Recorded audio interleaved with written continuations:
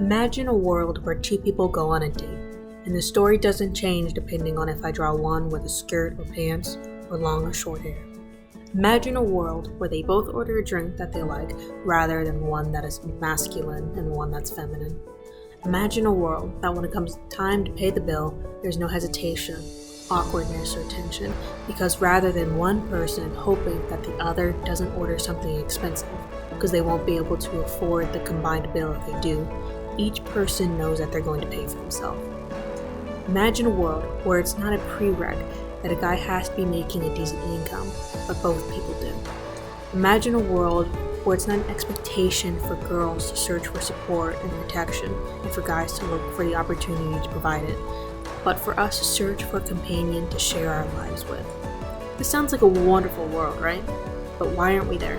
Why do we all know that this is just a fiction? Because the real world is built on centuries of rigid roles and expectations that have morphed into our modern day stereotypes. And this seems like an easy fix, just stop. But it's not that simple. The crux of our issue comes from people being comfortable.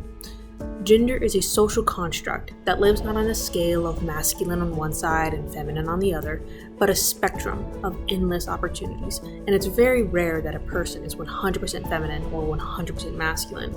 Most often, people fall somewhere in between.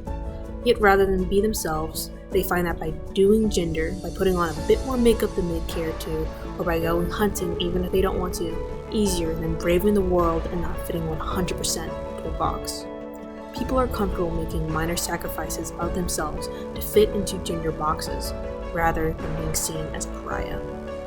Think of how colorful our world would be if people were okay allowing themselves to be every part of themselves. And how can we fix this problem? Of course, a millennium of prejudice can't be rewritten overnight, but luckily it doesn't have to be. All it takes is one person accepting that they like the color pink, even if our culture tells them not to. All it takes is for one person to accept that they like to fish, even though society dictates they should like to cook. All it takes is people being willing to be the versions of themselves that don't abide by rigid and unnatural gender norms, no matter how minute that nonconformity may be.